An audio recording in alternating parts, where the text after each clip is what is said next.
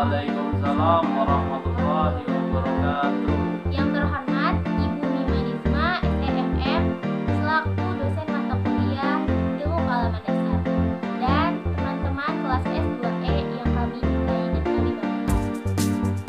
Perkenalkan, kami dari kelompok 9 yang terdiri dari saya sendiri, Aina Rahma Fatona, dengan nomor NPM 202114500611 dan sebelah saya Andi Rawang NPM 202114500601 serta Meiliana Anastasia Cahyadi dengan NPM 202114500640. ya. Di sini kami ingin mempresentasikan tentang keanekaragaman makhluk hidup dan persebarannya. Apa sih makhluk hidup itu?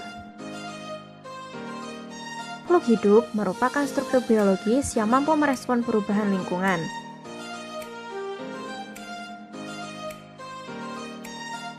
Apa sih ciri-ciri makhluk hidup? Pertama, makhluk hidup itu bernafas. Nafas merupakan proses masuknya udara dari luar yang mengandung oksigen dan pengeluaran udara dari dalam paru-paru. Seperti contohnya, oksigen masuk ke dalam paru-paru dan keluar melalui hidung berupa karbon dioksida.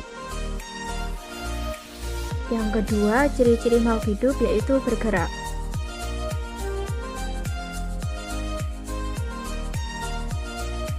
Bergerak merupakan suatu perpindahan posisi seluruh atau sebagian dari tubuh makhluk hidup karena adanya rangsangan. Berjalan, lalu berlari, melompat, dan juga bergerak ke sumber cahaya seperti yang dilakukan oleh tumbuhan.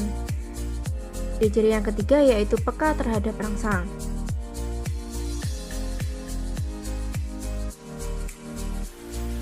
Peka terhadap rangsang merupakan kemampuan menerima dan memberikan reaksi terhadap rangsang.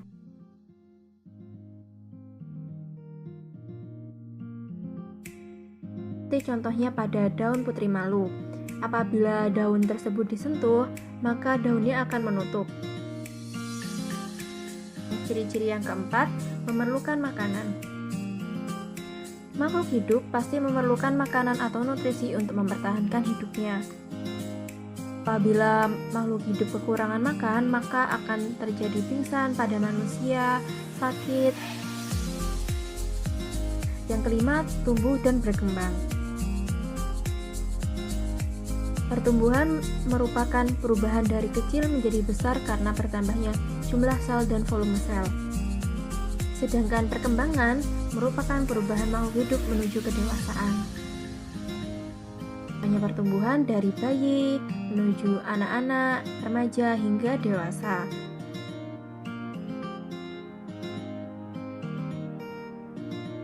Sedangkan pada tumbuhan dari biji menuju tunas, lalu tumbuh akar, daun, hingga tanaman dewasa. Yang keenam, mengeluarkan zat sisa. Makhluk hidup selain menghasilkan energi, juga menghasilkan zat sisa yang harus dikeluarkan dari dalam tubuh. Jika tidak segera dikeluarkan, kadar zat sisa yang tinggi akan mempunyai efek yang berbahaya dan menjadi racun dalam tubuh. Ciri-ciri yang ketujuh yaitu berkembang biak. Berkembang biak merupakan mempertahankan kelangsungan hidupnya dengan cara berkembang biak atau yang biasa disebut dengan reproduksi. Seperti contohnya pada sapi. Sapi akan berkembang biak atau bereproduksi dengan cara melahirkan untuk mempertahankan spesiesnya. Ciri-ciri yang ke-8 yaitu beradaptasi. Beradaptasi merupakan kemampuan makhluk hidup untuk menyesuaikan diri terhadap lingkungannya. Contohnya seperti bunglon. Saat bunglon merasa terganggu oleh musuhnya, bunglon akan merubah warna dirinya menjadi sama seperti benda yang ia hinggapinya. Untuk lebih dalam akan dijelaskan oleh rekan saya yaitu Meili. Waktu dan tempat kami persilakan. Identifikasi atau pencandaan adalah pengamatan terhadap makhluk hidup yang akan diklasifikasi. Yang diamati adalah ciri-ciri dan sifat-sifat makhluk hidup tersebut. Pengamatan tersebut meliputi morfologi, fisiologi. Cara mengklasifikasikan makhluk hidup berdasarkan ciri-ciri makhluk hidup. Manusia, hewan, dan tumbuhan merupakan kelompok makhluk hidup. Makhluk hidup dan benda mati dibedakan atas adanya ciri-ciri kehidupan. Makhluk hidup menunjukkan adanya ciri-ciri kehidupan antara lain bergerak, bernafas, tumbuh dan berkembang biak, memerlukan nutrisi, dan peka terhadap rangsang. Benda mati tidak memiliki ciri-ciri tersebut. Berikut akan diuraikan masing-masing ciri-ciri dari makhluk hidup. Ciri yang pertama adalah bernafas. Setiap saat kamu bernafas. Bernafas yaitu menghirup udara yang diantaranya mengandung oksigen dan mengeluarkan udara dengan kandungan karbon dioksida lebih besar dari yang dihirup. Bernafas adalah proses pengambilan oksigen dari luar tubuh untuk proses pembakaran bahan makanan di dalam tubuh. Selain menghasilkan energi, bernafas juga menghasilkan zat sisa yaitu gas karbon dioksida dan uap air. Karbon dioksida dan uap air akan dikeluarkan dari tubuh makhluk hidup ke lingkungannya. Kamu dapat merasakan kebutuhan bernafas dengan cara menahan untuk tidak menghirup udara selama beberapa saat. Tentunya kamu akan merasakan sesak sebagai tanda kekurangan oksigen. Ciri yang kedua yaitu bergerak. Kamu dapat berjalan, berlari, berenang, dan menggerakkan tangan. Itu merupakan ciri dari bergerak. Bergerak merupakan perubahan posisi tubuh baik secara aktif maupun pasif sebagai tanggapan terhadap rangsang. Bergerak secara aktif adalah bergerak yang dapat dilakukan anggota tubuh dengan kekuatan sendiri. Sedangkan gerak pasif adalah gerak yang dapat dilakukan dengan bantuan orang lain. Apakah tumbuhan bergerak? Ya, jawabannya. Tumbuhan termasuk makhluk hidup. Cara tumbuhan bergerak seringkali tidak terlihat oleh mata kita. Misalnya, gerak batang serta ujung tunas ke arah datangnya cahaya, gerak akar menembus tanah, gerak tumbuhan putri malu, dan sebagainya. Yang ketiga, memerlukan makan dan minum. Untuk beraktivitas, setiap makhluk hidup memerlukan energi. Untuk memperoleh energi, makhluk hidup memerlukan makanan dan minuman. Apakah tumbuhan juga memerlukan makanan? Jawabannya iya. Tumbuhan memperoleh makanannya lewat proses fotosintesis. Yang keempat, tumbuh dan berkembang. Tumbuh dan berkembang salah satu ciri-ciri dari makhluk hidup. Tumbuh merupakan bertambahnya jumlah volume dan jumlah sel. Proses pertumbuhan dapat diukur. Pertumbuhan bersifat tidak dapat kembali ke bentuk semula atau disebut dengan irreversible. Contohnya, pertumbuhan tinggi badan dan pertambahan massa tubuh. Kan berkembang adalah proses menuju arah kedewasaan. Contoh pada tumbuhan ditandai dengan munculnya bunga dan buah. Untuk memperoleh keturunan disebut berkembang biak atau reproduksi. Berkembang biak bertujuan untuk melestarikan keturunan agar tidak punah. Sebagai contoh, kamu dilahirkan dari ayah dan ibu. Ayah dan ibumu masing-masing juga mempunyai orang tua yang kamu panggil nenek dan kakek, dan seterusnya. Yang keenam, peka terhadap rangsang.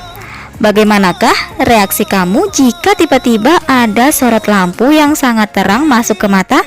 Tentu secara spontan kamu akan segera menutup kelopak mata.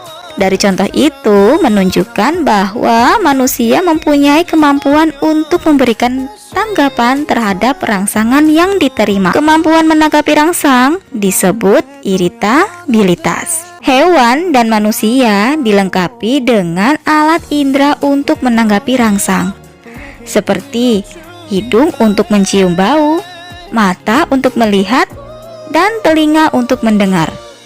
Hewan tertentu memiliki alat indera khusus, seperti Gurat sisi pada ikan yang berfungsi untuk mengetahui perubahan tekanan air. Tumbuhan juga mempunyai kepekaan terhadap rangsang yang menghasilkan gerak pada tumbuhan. Rangsang tersebut dapat berasal dari sentuhan, cahaya matahari, air, zat kimia, suhu, dan gravitasi bumi. Ciri selanjutnya yaitu menyesuaikan diri terhadap lingkungan. Kemampuan makhluk hidup untuk menyesuaikan diri dengan lingkungan disebut adaptasi. Selanjutnya akan dijelaskan oleh rekan saya, Andi. Kelangsungan makhluk hidup. Adaptasi. Adaptasi yaitu alam yang senantiasa berubah dan persaingan dengan makhluk hidup yang mendorong makhluk hidup untuk menyesuaikan diri atau beradaptasi.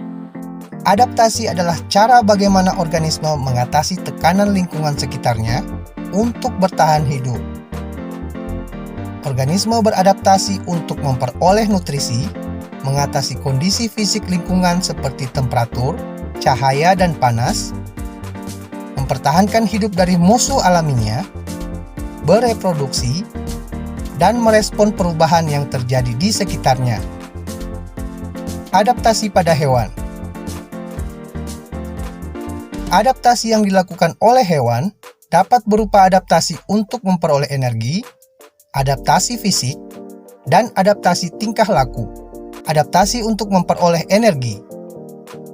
Hewan beradaptasi untuk memperoleh energi dengan cara mendapatkan makanan. Hewan pemakan tumbuhan biasa disebut herbivora, hewan pemakan hewan lainnya disebut karnivora, dan hewan pemakan tumbuhan dan hewan disebut omnivora. Adaptasi yang terlihat dari ketiga jenis hewan tersebut terlihat pada struktur gigi dan enzim pencernaan yang mereka miliki.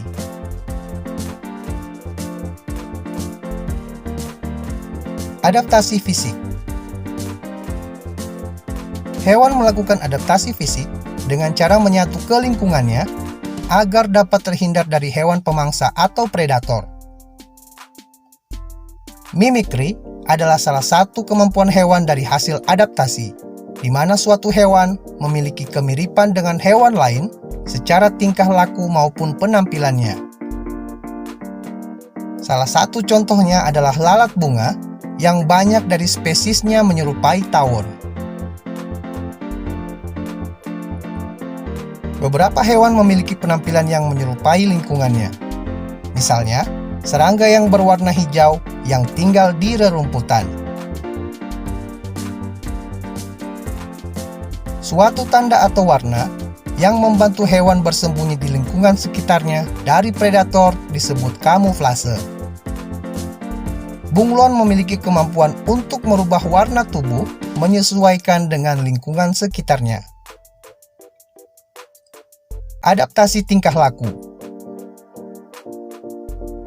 Adaptasi tingkah laku memungkinkan hewan untuk menangkap mangsa ataupun untuk menghindari predator. Bahan kimia merupakan bahan yang sering digunakan oleh beberapa hewan untuk menghindar dari predator. Beberapa semut dan kumbang mengeluarkan cairan berbau tidak enak. Ketika cumi dan gurita merasa terancam, hewan tersebut dapat menyemburkan tinta sehingga dapat melepaskan diri dari predator. Contoh lain adalah ikan yang membentuk kawanan. Karena kawanan ikan terlihat seperti organisme yang besar, sehingga predator tidak akan memangsa kawanan ikan tersebut. Mungkin cukup sekian presentasi dari kami. Mohon maaf apabila ada kekurangan atau kesalahan. Terima kasih atas perhatiannya. Semoga bermanfaat. Jangan lupa di subscribe, like, and comment ya guys. Sekian dari kami. Wassalamualaikum warahmatullahi wabarakatuh.